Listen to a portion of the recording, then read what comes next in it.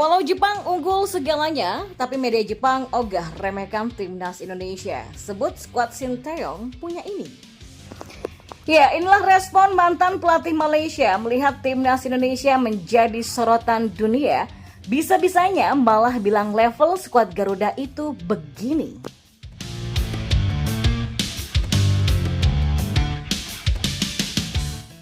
Ya, timnas Indonesia asuhan Sinteyong kini sedang berjuang di babak ketiga kualifikasi Piala Dunia 2026 zona Asia.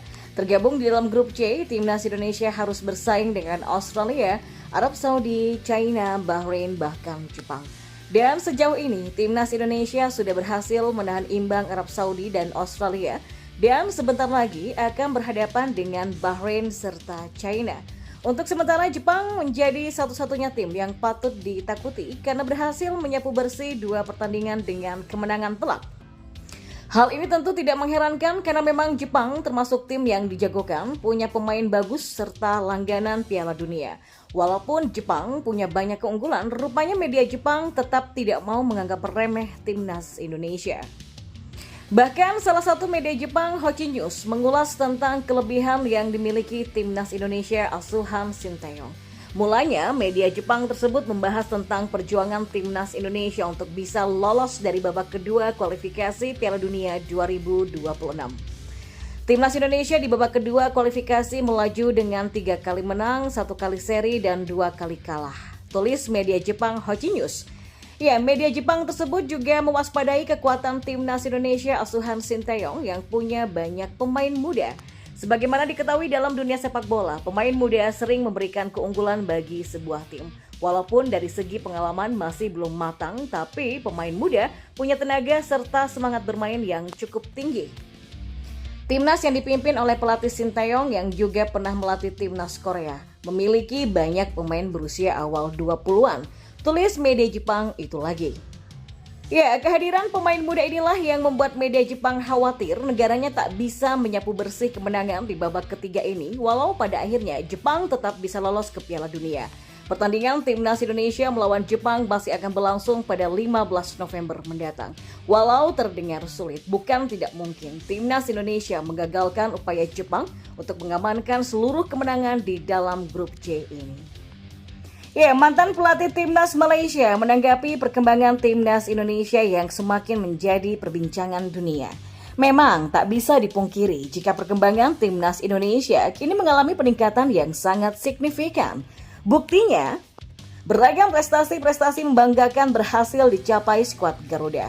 Salah satu contoh paling menonjol adalah ketika timnas Indonesia berhasil lolos putaran ketiga kualifikasi Piala Dunia 2026 zona Asia. Bahkan saat ini skuad Garuda sedang berjuang melawan tim-tim berat di ronde ketiga.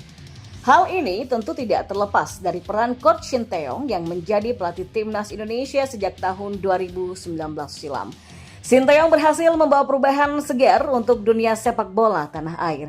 Selama menjadi pelatih timnas Indonesia, sudah banyak hal-hal positif yang dibawa oleh Sinteyong. Langkah sukses yang diterapkan Sinteyong untuk timnas Indonesia adalah mendatangkan pemain diaspora atau keturunan. Kehadiran para pemain keturunan ini, kualitas sepak bola tim Merah Putih juga ikut semakin berkembang. Bahkan melihat perkembangan luar biasa ini, timnas Indonesia sekarang sering menjadi bahan perbincangan di kancah dunia.